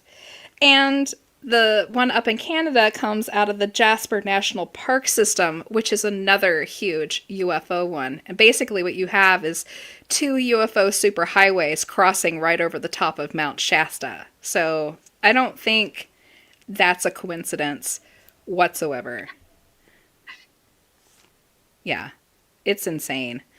Ley lines have so much to do with this weird stuff that we've got going on. Oh, that's fine. My bad. There we go.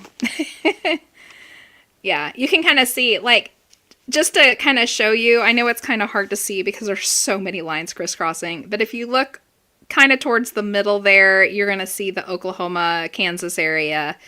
and there's a huge convergence right over Tahlequah, Oklahoma, which is just a couple hours away from us.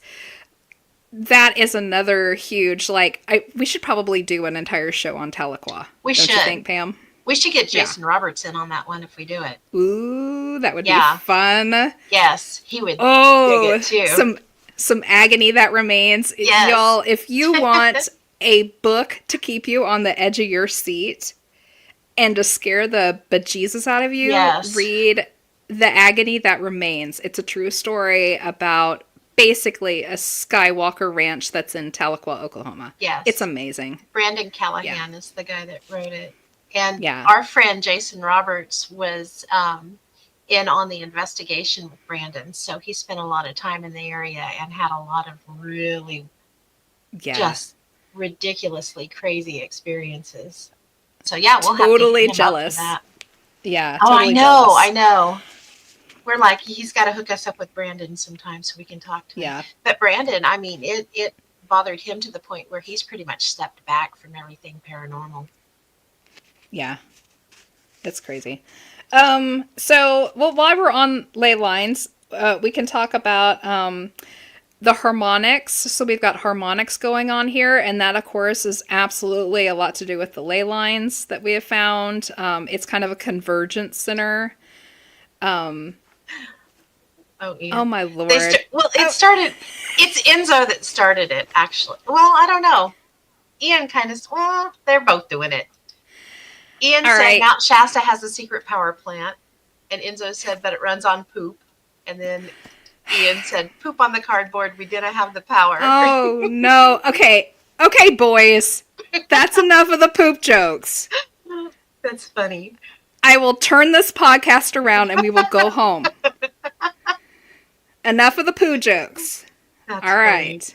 Moving on. And Ken said, might Shasta be our equivalent of a Great Pyramid?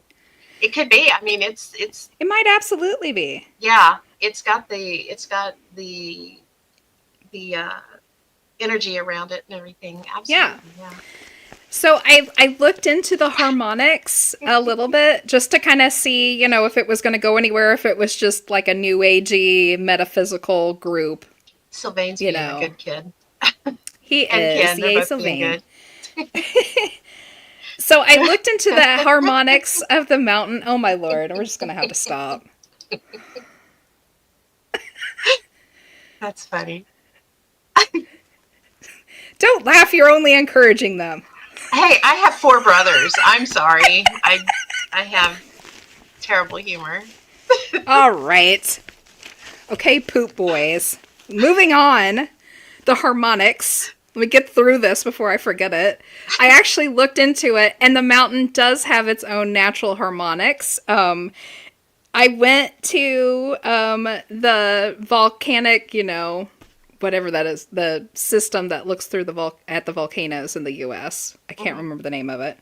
Anyway, Shasta actually has a natural harmonic tremor to it.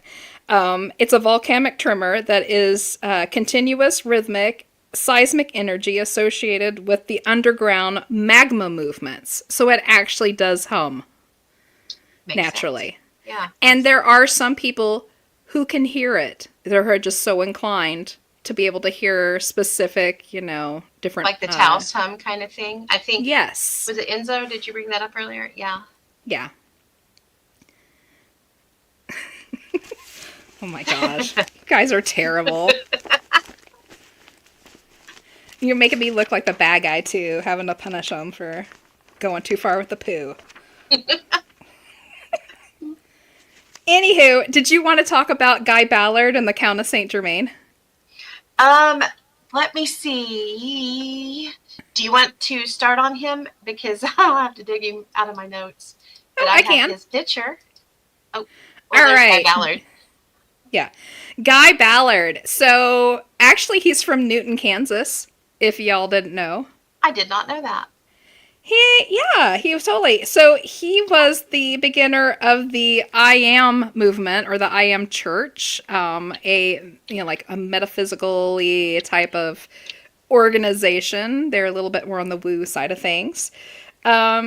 But he came upon a gentleman, and that's how he got this stuff started. Apparently, he claims he came upon the Count of Saint Germain. Now, if you don't know who the Count of Saint Germain is, that is he is his own enigma.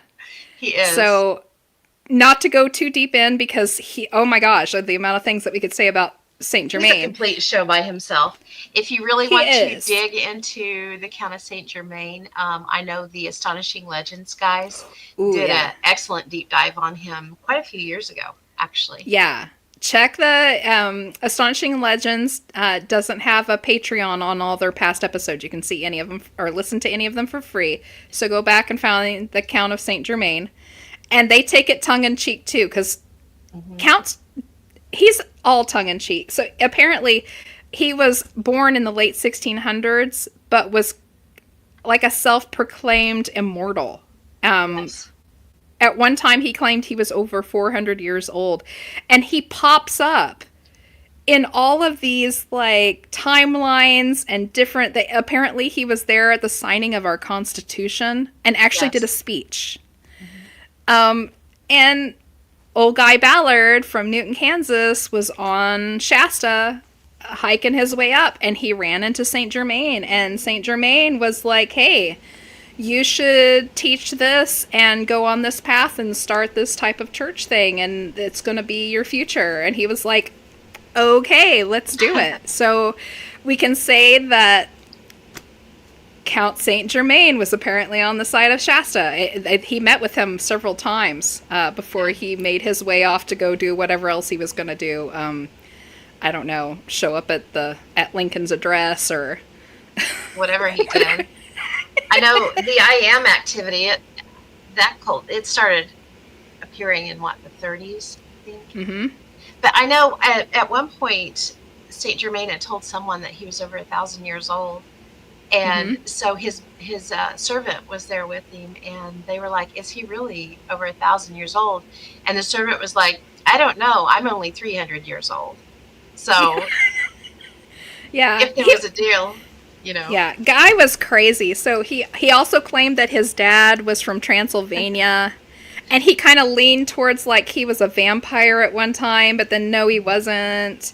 And, but he was a famous philosopher for a while and an alchemist for a while. Yeah. And he'd met and dined with all the kings and queens from all over the world. And, oh, my Lord, this dude. In fact, if you've watched the TV series Outlander, he appears in that. Yes. Too. Yeah. So if you don't know a lot about Count Saint Germain, I do suggest you read up on him because he pops up everywhere in literature and especially in paranormal stuff. He's everywhere. So take a look at him. And like I said, if you want to read a book about him, go to Astonishing Legends, look up their back catalog. They did like a whole thing on him. They're excellent deep divers. It may have been a double. I don't know if it was if it was a two-parter or not, but I know they did at least 2 hours. Yeah. And I can't remember the name of that actor that they accuse of being Saint Germain. Oh, I can't remember his name. Have to look it up. Yeah, but they had him on like towards the end of it as a joke. He came on and talked about, everywhere that he'd been because he was the Count of Saint Germain. He's been accused of it so many times that he's kind of taken on the moniker for fun. He does look an awful lot like him, though. I will say. Yeah.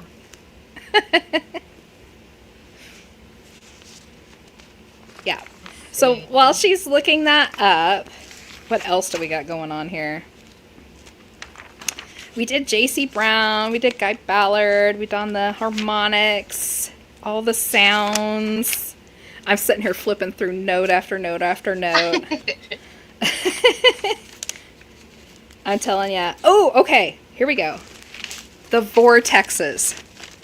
So apparently Shasta is completely covered in vortexes and portals, and that's how some of these disappearances are happening. The biggest one, however, and the permanent one, is supposed to be at the Panther Meadows. It's a supposed ancient outdoor temple site that's been on the mountain for a long time, and apparently there have been tons of reports of people watching other people walk through this area and just disappear, and then will pop out on other sides of the mountain. And I did find a few stories where this occurred. They had one where it was a 13-year-old boy that was climbing down through there, disappeared, and 3 days later they found him at the base of the mountain on the other side. Oh. Yeah. Something that's not actually doable in that amount of time from where he was at. So, interesting. I don't know. That is. Okay, I found his. It's Kevin Pollak is the actor. Yeah.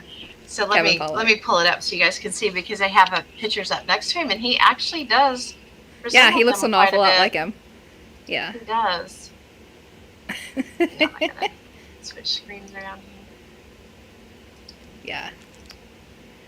If anything, it's one of their most humorous podcasts. So it is. Take a look at it or give it a listen, because it's funny.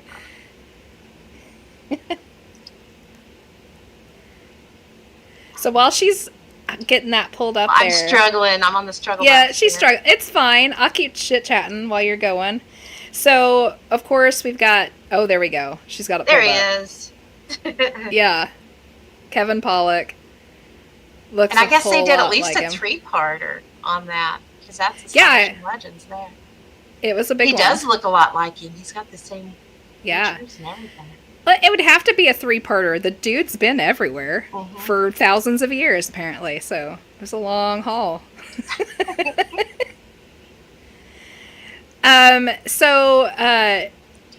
Kind of touching back on the Lemurians a little bit, they've uncovered and found a lot of 3-toed giant prints. Giants are well known to be in there, and a lot of people equate them with the Lemurians, and some don't. Back in the 30s, I believe it was, they actually uncovered a 10-foot skeleton towards the peak of the mountain. And that one was for real. I don't know where it is now, but you can find lots of accounts and photos of it online if you want to go and take a look at that. I wasn't going to go too deep into it because it was just basically a big skeleton that they found. But yeah, lots of 3-toed giant prints and lots of just regular big foot type prints, so leaning towards the Bigfoot type of situation. Also, Shasta is home to 2 gravity hills. Oh. Yay! Yeah. That's cool. So, there's one is a stretch of road and one is a biking path. So it works with bikes, apparently. If you're ever that way, one is on Everett Memorial Highway and one is on Summit Drive. So on Everett Memorial Highway, it's at the base of Black Butte, if you want to give it a try. And on Summit Drive, it's by the monastery on Summit Road on the north side. And that one actually goes for a mile. Wow. You'll get pulled up for a mile, apparently. I'm sure it's all just optical illusion. But another... They're still fun, though. They are. They're super fun. Ken is asking, isn't there supposed to be a civilization of short folks like dwarves that live on the mountain? Yes, actually there is. I have just a little short spot on it if I can find it here. It says, Bigfoot has been seen here for years, dozens of them, and some Native Americans claim a species of tiny evil people live above the tree line on Mount Shasta and throw rocks at humans who get too close. Tiny evil people. Tiny evil That's me. people. That's me. Ian said the first rule of the Smithsonian Collection is we don't talk about the Smithsonian Collection, right? Ugh. Uh-huh. Goodness.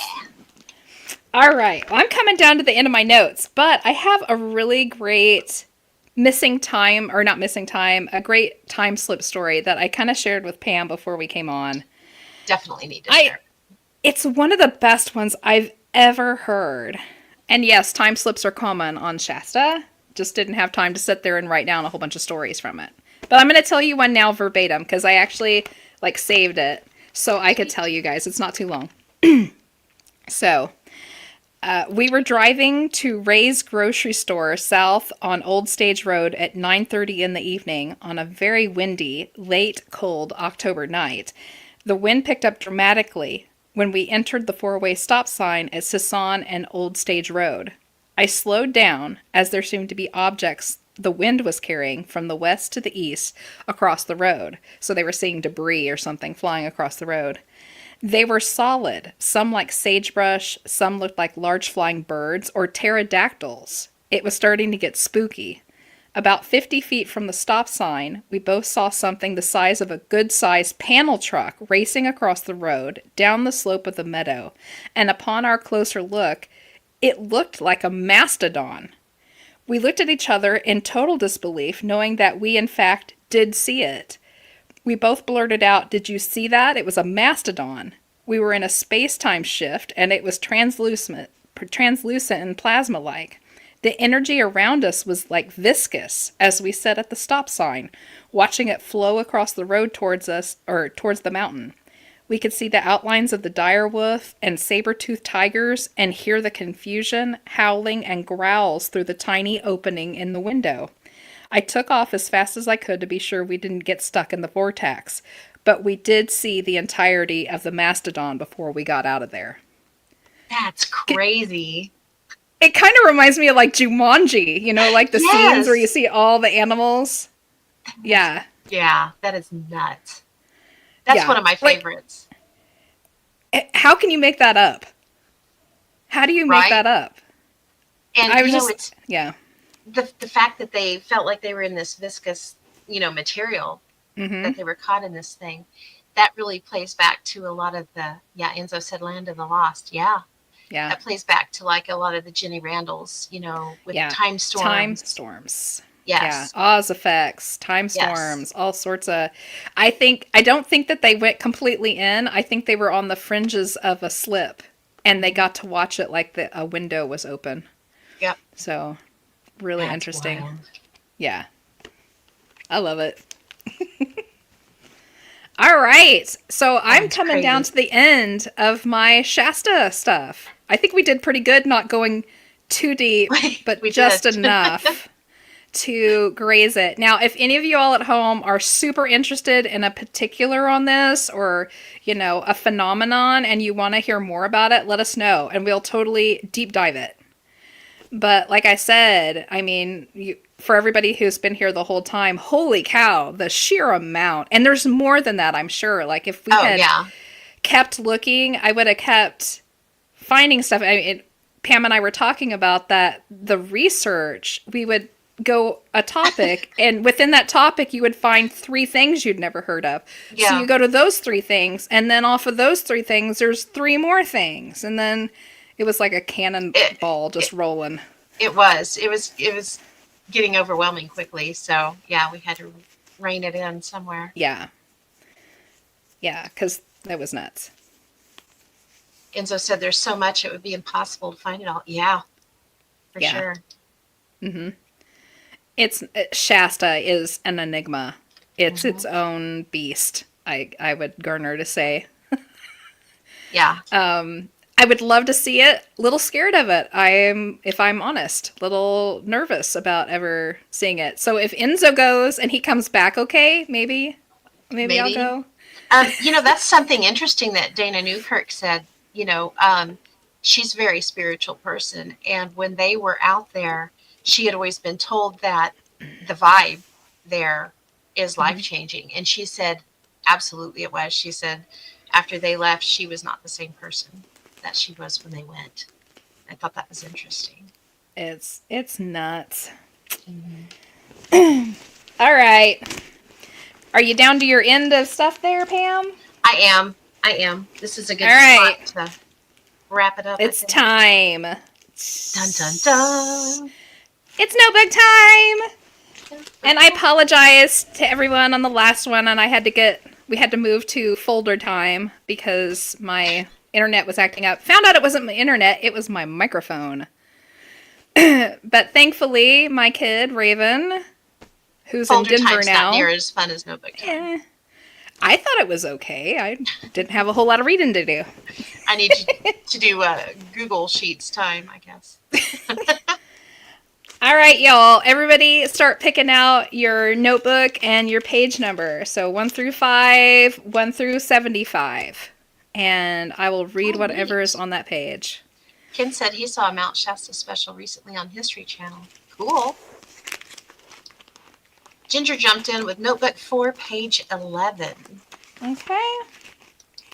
So make sure that if you're in the chat, you put in the notebook number 1 through 5 and page number 75 or less. Yes. All right. So this one is on the traverspine creature. So we're going to hit cryptids a little bit. Nice. All right. I'm just going to read it. Traverspine creature, Labrador, Canada, 1915, the Traverspine River. A strange creature. 6 eyewitness accounts of a creature that stood on 2 legs with a white mane of hair and sharp teeth. First sighting was a villager fired off a gunshot to scare it off. It left behind strange tracks in the snow. There were footprints with 2 broad toes and 12 inches in length. There were multiple sightings over the next 2 years. So it had 2 weird toes, I guess. One autumn afternoon in around 1913, a little girl by the name of Michelin was playing alone in a meadow near Traverspine, not far from her parents' cabin, when she saw a strange man-like creature emerge from the woods. This thing was 7 feet tall, was covered in hair, and had long dangling arms, while its head was topped with a white mane that ran across the crown like the helmet crest of a Roman centurion. The creature grinned at the little girl, baring its white teeth, and beckoned for her to come closer. Miss Michelin screamed and raced for the safety of the house. The creature left tracks all around the cabin and surrounding area. It is strange-looking foot, wrote Merrick, but 12 inches long, narrow at the heel, and forking at the front into 2 broad, round-ended toes. Sometimes its print was so deep it looked to weigh 500 pounds. Following the encounter, local lumberjacks began to search for the creature. They set bear traps, of which the creature steered clear, and lay in wait for it all night with their rifles in hand to no avail. Although none were able to catch the creature, many observed its strange tracks in the dirt and snow. Others came across evidence indicating that the creature ripped bark off the trees and uprooted huge logs as if in search of insects. And then it goes on for a couple more pages. Wow. Just one of the weird creatures that I ran onto when I was researching. That is strange. Huh. All right. What do we got? Enzo said, I'd like to hear from Mount Shasta Notes, page 7. Oh, fancy. Okay. Well, I'll have to get my other notebook out. Well, you're doing that. Ken said, apparently Shasta has an energy level similar to Sedona and maybe more. Yeah, it does. Okay. Mount Shasta. And 1, 2, 3. You just said intriguing 4, on that last one. It was. 5, 6, 7. Yay.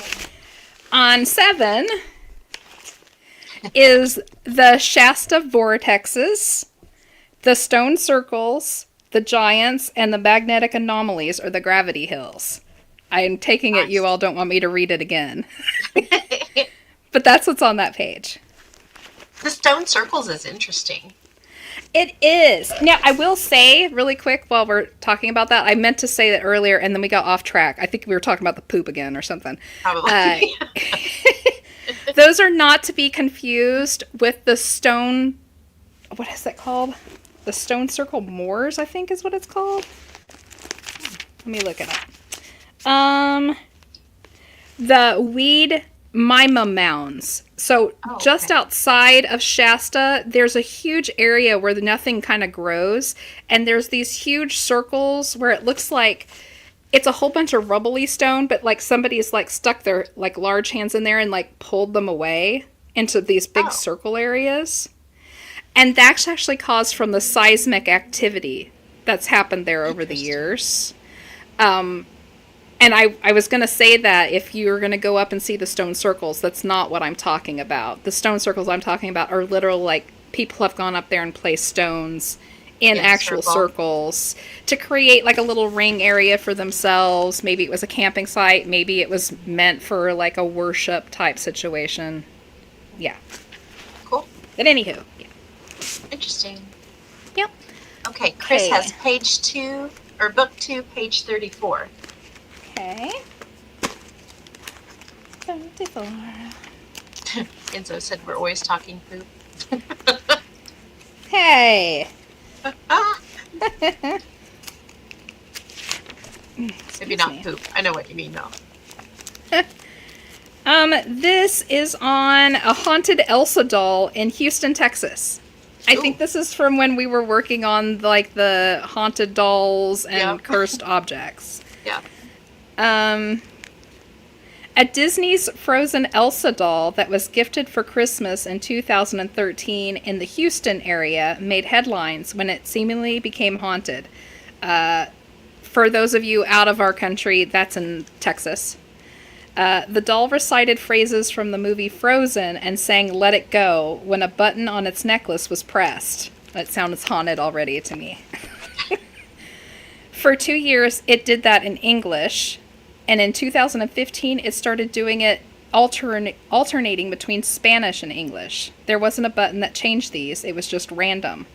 The family has owned the doll for more than 6 years and never changed its batteries. The mother said the doll would randomly begin to speak and sing even with its switch turned off.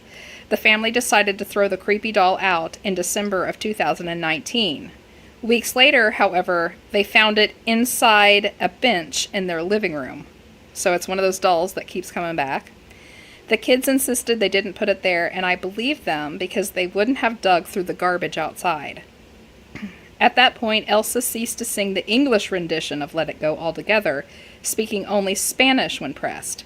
The family then double-bagged the bizarre doll and placed it at the bottom of their garbage, which was taken out on garbage day. They went on a trip shortly after, but when they returned, Elsa, too, had come back and was waiting in the backyard of their home. This time the family mailed Elsa to a family friend in Minnesota who taped the haunted doll to the front bumper of his truck. God. Yeah, it doesn't seem to have made its way back to Houston yet, as per the family's latest February Facebook update on the creepy doll. That's crazy. Yeah. That is crazy. Fun. Going back to the circles, Enzo said, so it's nature's Mm-hmm. cymatic patterns. Yeah. Yes. Sounds like. Yep. Yep. All right. Ian is next with notebook 2, page 21.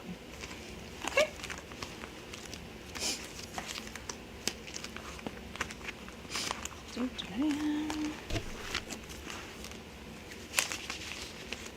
Okay. This is on Maze and the Mandy myth. So this is when we were doing out-of-place artifacts, like the elephant slabs, and the elephants being in the U.S. long before they ever should have been, blah, blah, blah. We did that on So when Fringe. when I'm talking about Maze, I'm talking about corn. So corn and the Mandy myth. M-A-I-Z-E. Yeah.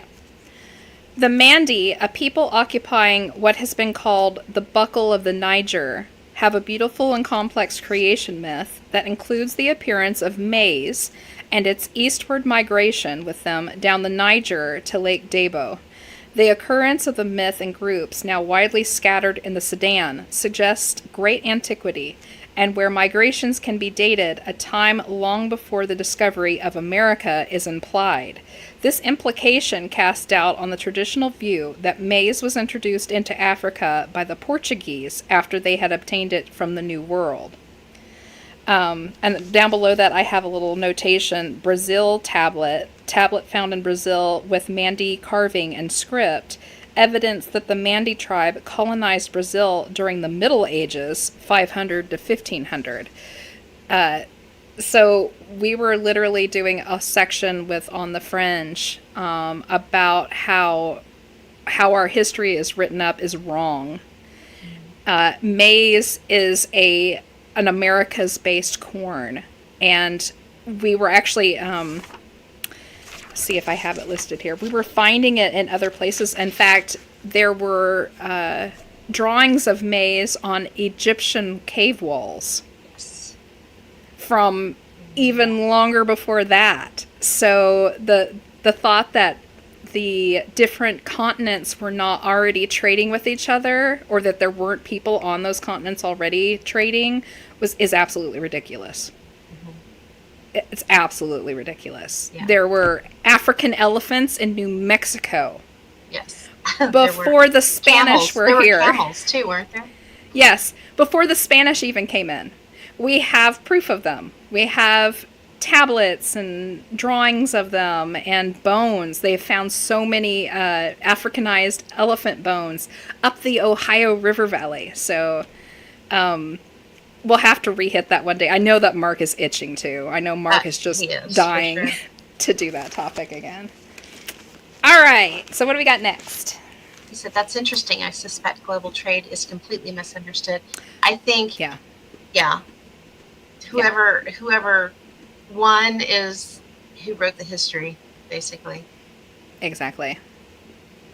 Okay, so Sylvain has book 4, page 6. Okay. And Ken said, back on the circles again, are the stone circles similar to crop circles? Maybe on a much smaller scale, because it looks like they were more set up as just to worship, like in a small group, not a large gathering. Yeah. Okay, so this page is on, I believe this is probably from when we were doing, it's from when we were working on the 37th parallel. And I was plotting different things that fall on the 37th, which is all well and good. But this page is a side note that I did to myself, because in the process of finding all these fantastic places that fall on the 37th parallel, I found out that the Ivy League colleges all fall around the 41st in a weird pattern too. Oh, interesting. And there's actually like a conspiracy theory behind that, but I don't know exactly what that is. It's not something I've looked into yet, but I'll read you what I have here. So it's just a listing of the Ivy Leagues and where they fall. Let me see if I can get it to back off there. And where they fall on the 41st or around. So we've got, Harvard in Massachusetts, 42.3, MIT, Cambridge, 42.3, Yale, 41.3, Brown, 41.8, Cornell, 42.4, Dartmouth, 41.6, Princeton, 40.3, Columbia, 40.8, University of Penn, 39.9, and Northeastern, 42.3. It's just an oddity that they all kind of follow along this band that goes through. Interesting, and I know that there is some, like, Masonic, Washington, D.C., Illuminati Rosicrucian stuff that kind of goes along with it. It's all part of like a new world plan, I believe, but I don't have the ins and outs on that yet. It's not something we've really dived into yet. So interesting though. Yeah. Cool. Does anybody else have one they want to do that didn't jump in on one? Oh, are we all done? It is right on time. All right. He said maybe 42 is the ultimate answer. Maybe. Perhaps. All right. Wow. Well, thank you guys so much for hanging out in the chats. Absolutely. Oh, hang on. Tony jumped in with a book 4, page 20. Okay. We can do it. Yay.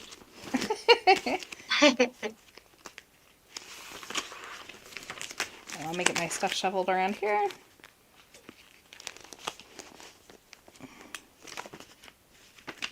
Okay.